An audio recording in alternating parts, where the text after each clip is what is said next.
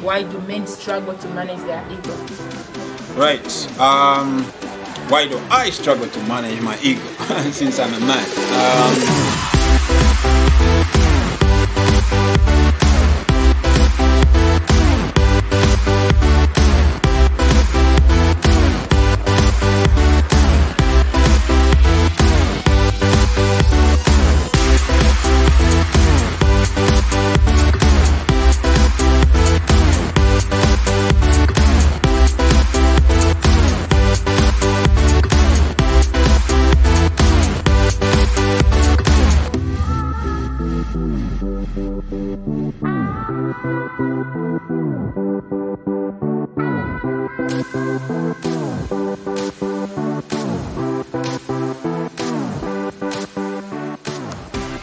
Hi, it's your girl Red Rose Urban Missionary. I like to start by saying that I was a Zulu, but some dude somewhere from heaven put a ring on it, and I'm now a Piri. And I'd like to welcome you to my YouTube channel, wherever you're watching me from. It's a lovely morning, lovely evening, and if it's afternoon, whatever time it is, it's good to have you. Today, I'm excited to have a special guest here, but before I go on, I'd like to give him an opportunity to introduce himself. So people, name's Gabriel Asikanawapiri, also known as Urban Missionary Gabby GP, and I'm excited to be on the show today to interact with you, answer some of your questions, and we get to learn and grow together. Great. So I would like to thank each one of you who sent through their questions. We received over 50 questions, and we've tried as much as possible to sort of combine them. We've tried with some, and we've failed with others. So just in case your question is not answered in the different videos that we're going to do, feel free to inbox back. So we'll do the bonus kind of video after we release all the videos, just in case you have clarifications, if you feel you're not satisfied and so on, just to make sure that you are okay. And if you won't be okay to that point, then you might want to arrange and just maybe give you a call and just explain in detail. All right, because we want to try as much as possible to answer in a way that you will appreciate as much as possible. Great. So thank you so much for all those questions. It's really been a journey, right? Yeah, it's been a learning experience. So this is like the third video that we are doing? So we are hoping that we can finish off today. Yeah. If not, then obviously we'll find some more time to do that. But it's such an honor, isn't it, baby? Yes, it is. To be part of your process of growth, your process of learning. Baby, one of the things that I like to say is that when I was growing up, I didn't really have that much opportunity to tap into mentorship. In as much as I desired to have a mentor, I desired to have someone I could run to and learn. Yes, God raised people to the glory of His name, like here and there, but I didn't really have someone that I could talk about these nitty-gritties with. As a result, obviously, thank God I was preserved, but if it hadn't been for God's grace, I don't think I was gonna be here, because I was at a point where I would make my decisions based on my knowledge level. Obviously my relationship I loved God so much, but the Bible says in the multitude of what? Counselors. There's safety. Safety. So for me, I made a decision that I'll try as much as possible to be that person that I wanted to have when I was growing up. That's why I'm sold out completely. That's it. And thank you so much. I know most of the times I come on call 1 hour talking to young ladies, talking to guys, who need help, because I didn't have that. So if I didn't have, and I've seen the value of it in my older age, so I feel I should do that. For the young people. Yeah, I mean it's doing purpose at the end of the day. Walking in that which God has called you to walk in, and you want to make sure that you do the most, in the time that you have on planet Earth, because you never know when you're about to check out. So you live every day, pouring out like it was your last. Very true. Somebody benefiting out there. Bless God. Yes, and also the fact that I got married to you who believes in the assignment that God put upon me. It's a miracle, you know what I mean? Because you can imagine you'd have been calling me to go and cook for you, Shima. Exactly. But just that you give me, you provide that supportive environment to just you know, do what I love to do for Jesus. And guess what? Like, just accepting to be on the show. You know, like you haven't been resting, like your work is super busy, you have other things going on, but just to accept to come on the show like means a lot. Yeah, showing love to my girl. Yes. That's what's up. And yeah, and in case you're joining me for the very first time, this is BBC Beauty with Brains and Character for the ladies, and Bravery with Brains and Character for the guys. So we basically believe that your beauty, your brains, your bravery can take you before any influential person, you know, but it's actually your character that will sustain your elevation, your character that will determine your, you know, your duration while you're there. So yeah, so if you haven't yet subscribed to my YouTube channel, Red Rose Ever Missionary, Do it now. yeah, do it now. And also on Facebook page. Great. So we had put up a post about, in case you're also unaware of what is happening, we put up a post about relationships, requesting questions from the females, you know, about whatever issues they have, whatever relationship questions they have with the guys, so that we could put someone like, you know, my husband of 7 years on set to be able to answer from a man's point of view.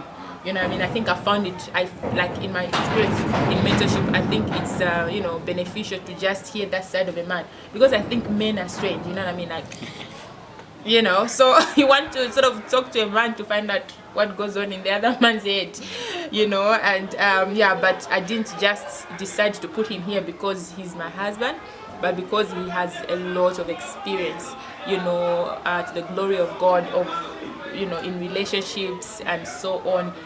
You know, to show you that I'm not speaking from without, he wrote a book. You want me to say something about that? Yeah, I mean, this is a book that's been out for a few years now. If you don't have a copy, I don't know what you're waiting for. This is an encapsulation of pretty much everything that we have picked up over the last couple of years. Our own learning experience in relating with each other, but also speaking and counseling various couples from all walks of life. Just showed us the different similarities in terms of the challenges that most couples tend to encounter, and we decided to package it in something that you can easily access. So you can pick this up from post.net and Monday Hill, or you can walk down to the Bread of Life bookstore, and it's only 100 kwacha. Great, thank you so much. Great, so you ready? Born ready. Great, so we'll start. You know, I know in the other video I talked about this, but why do you think men struggle to manage their ego? Why do men struggle to manage their ego? Right. Why do I struggle to manage my ego since I'm a man? I think there are a couple of things. Number one is because perhaps it's a lack of understanding of why the ego is there in the first place. Okay, because when God created man, He created man to dominate. He created man to subdue and to be in control. And there's a reason why God did that, because man was meant to be the head. Man was meant to lead. And ego kind of gives you a sense of self-identity. It kind of gives you that feeling of worthiness and feeling of relevance. Okay, and so it's something that must be well managed. You know, just like God wired every man to dominate. The dominant nature of man is something that must be well managed. You must be a good steward of that dominant nature, because if you don't manage your dominant nature, it's very possible for you to let it get out of hand and it becomes destructive. Okay, so you want to dominate within the boundaries of the grace that God has endowed you with, within the boundaries of your sphere of influence and leadership abilities that God has endowed you with. And so why most men struggle to manage their ego is because they don't understand why it's there in the first place. Secondly, they struggle to manage their ego because maybe they are trying to find themselves. Yes. They are Makes trying sense. to make themselves visible, to make themselves relevant. And you know, the thing with ego is that sometimes, you know, it's like reflex action. You know, somebody says something to you, without any intent of demeaning you or making you feel a certain way, but the way you receive it based on how you are managing your ego, can translate into anything. It can, you can translate into somebody being disrespectful, it can translate into somebody complimenting you. Okay, so if your ego is not well managed, if your kind of sense of self-worth is not well managed, it's very easy for your ego to get out of hand. And even when it comes to relating with ladies, I think it's important for the man to truly understand what his position and role in the life, position and role in the life of the lady. Because if you don't understand, it's going to be very easy for you to be misplaced. It's going to be very easy for you to misinterpret certain things that the lady says. It's meant to be a part of your self-discovery process, because the downside to that is you becoming, a person of low self-esteem, not knowing where you stand as a man, not having any values, to stand on. Somebody says, if you don't stand for anything, you fall for anything. Yes. So a man that hasn't placed his ego in the right perspective, will just flow with the wind, because there's no sense of stability there.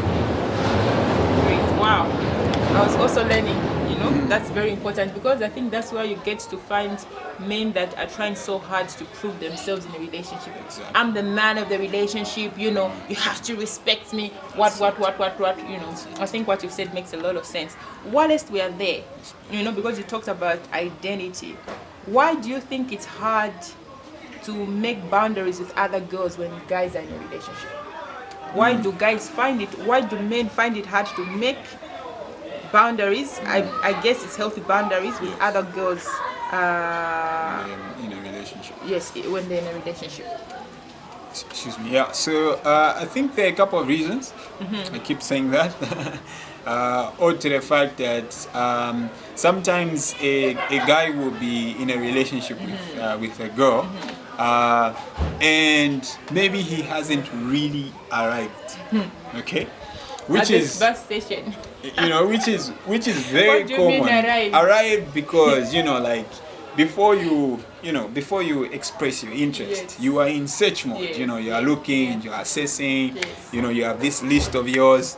You're checking, is it Jacqueline or is it Mercy? You try and weigh the options, and then it seems as though You can't weigh one after the other.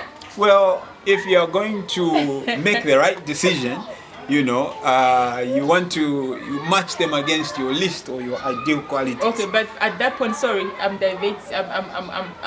pushing you, away from that question.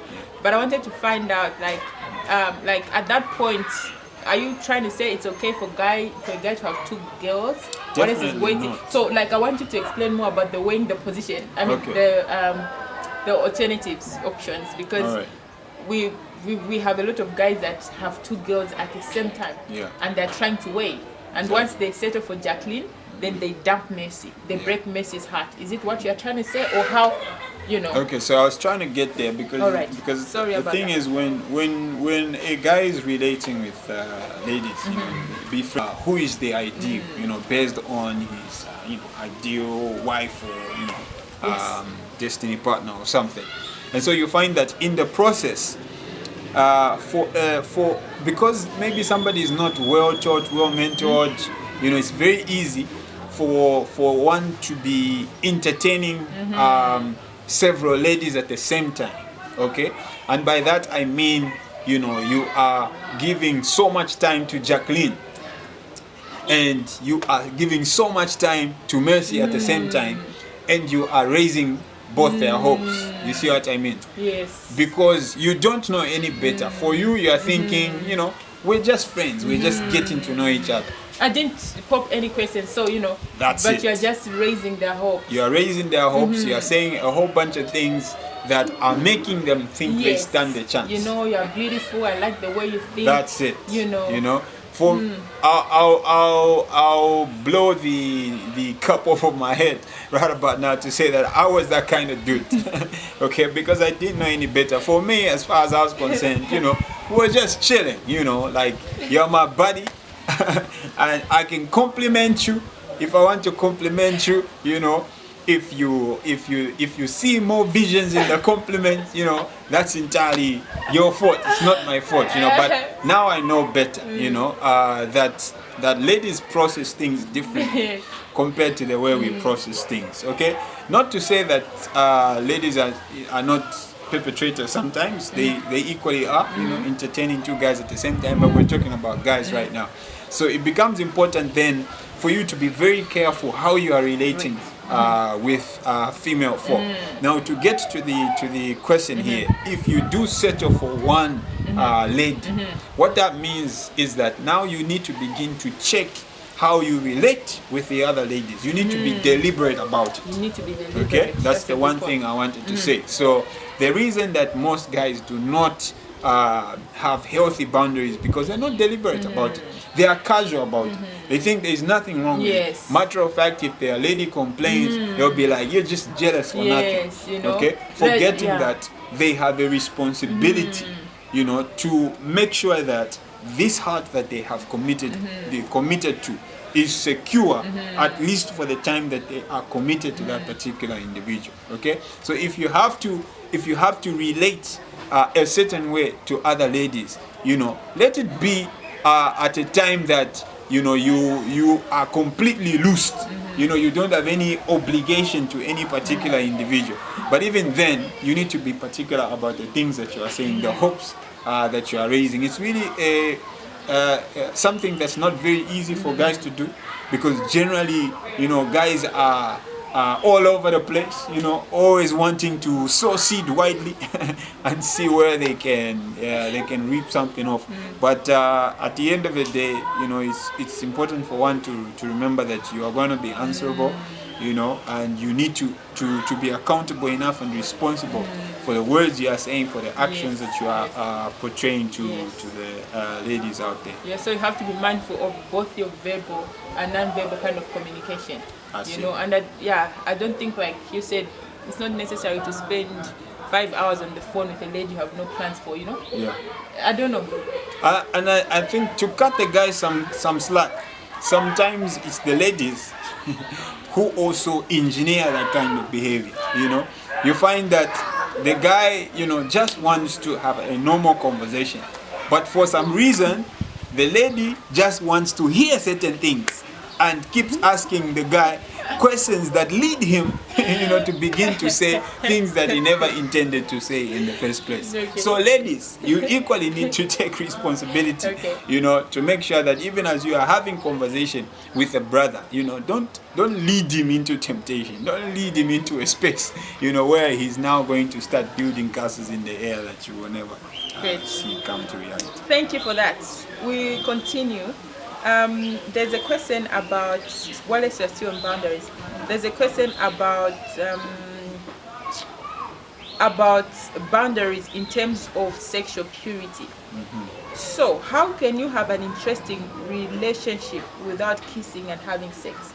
Like, what are some of the things that you can do, outside this? Because, like, I think the person asked that, if you're dating a fellow church boy and so on, like, apart from the kissing and the having sex and the sex talks and whatever, like, are there any things that you can do, that are productive, that will pay off?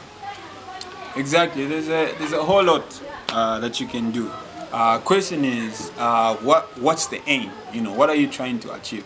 So I want to start off on the back end first. I think it's important for people to realize the dangers of getting involved physically in a relationship, as opposed to focusing on other things. So when you get involved physically too early, you cut off your ability to create an environment where your friendship is able to grow. Okay, because remember that the foundation of a very strong marriage, other than your faith in God, is your friendship. Very true.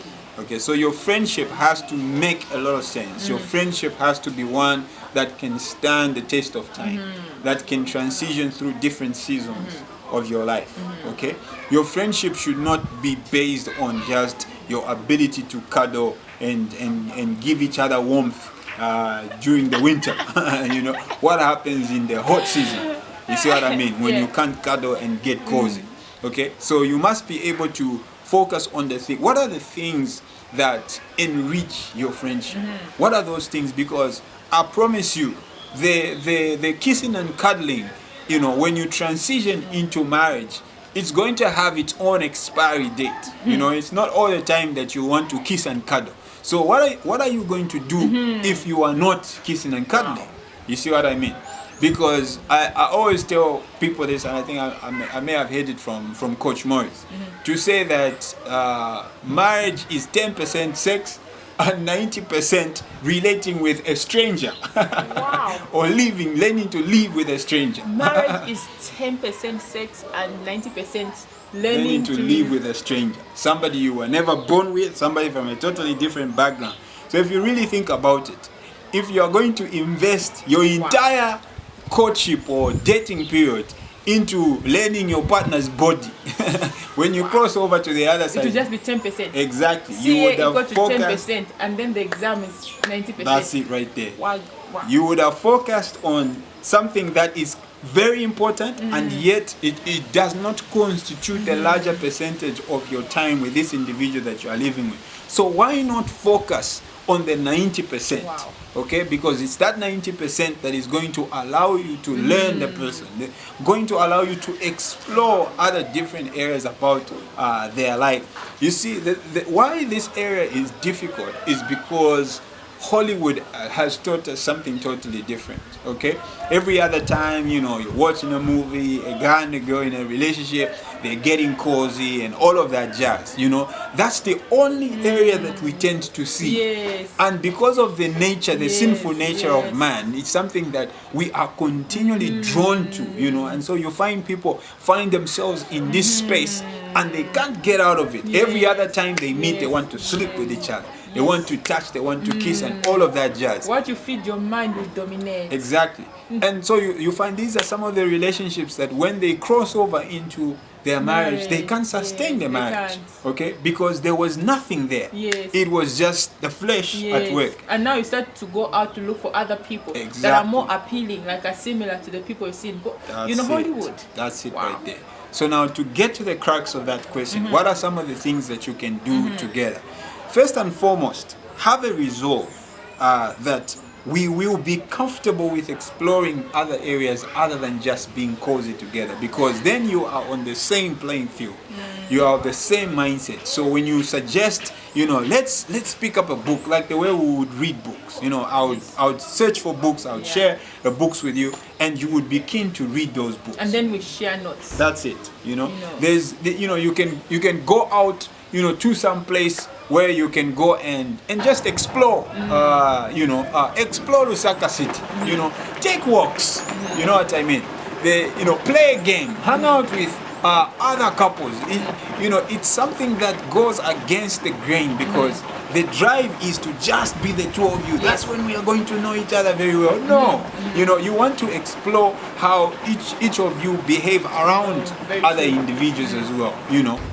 Go to a Christian concert or something like that. There is so much that you can do. Whether it's something that you are doing online. Books that you are reading. Music you are listening to, movies you are watching, sharing ideas.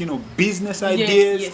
Plans for the future. There's so much that you can talk about. This is what I'm trying to pursue. Can you help me with ideas of how I can make this work, and so on and so forth. Have a strategy. What I mean? Like, I want to say yesterday in the other videos you talked about how a woman submits to a mission. You know what I mean? So this is the time now you want to be clear. I know obviously maybe the man is still finding himself, but you want to clear as to where the man is going. You know what I mean? Like where is his heart? Before I married, I said yes to you. I knew like the kind of a person we spent so much time. Getting to know each other. He knew I was a rapper through our friendship. We did stuff a lot of stuff together. That's why, like, to the glory of God, one of the things that has given us the opportunity to enjoy perpetual honeymoon is because we are friends. Exactly. So if you're not doing the 10% of the sex, what are we doing? Like, we do ministry together. We do what? What don't we do together? Like, every time you see my face, like if I'm alone on the photo, people, even at church, when I go to church alone, if my husband is not around, people ask me, where's your husband? You know, it's like we've become twins. Why? We invested so much time getting to know each other. Building so the friendship. yeah, building the friendship, you know, like I knew that he was business minded, but then I wasn't so much, and so on. And you found that even when we got married, it was easy for whatever seeds we put on in the ground to bear fruits. And these are some of the fruits that we are enjoying right now. These are some of the fruits that came out from that, friendship. And one of the things that people say is that if you indulge in sexual sin, it literally closes your eyes. It blinds you. You know what I mean? Like, it blinds you, so you won't be able to see beyond. You know what I mean? And that's why we have these issues of, no, it's not part of my body. No, there are other ladies, you try to do all sorts of things. It's because you are concentrating so much on something that, yes, very important, but, contributes to 10%. So it's very, very important to do that. Ask each other questions. I don't think I asked him all the questions I wanted to find out. I didn't feel uncomfortable. I asked him how much he was getting paid, what his plan was. Don't feel uncomfortable. You can even ask him, why are you taking me?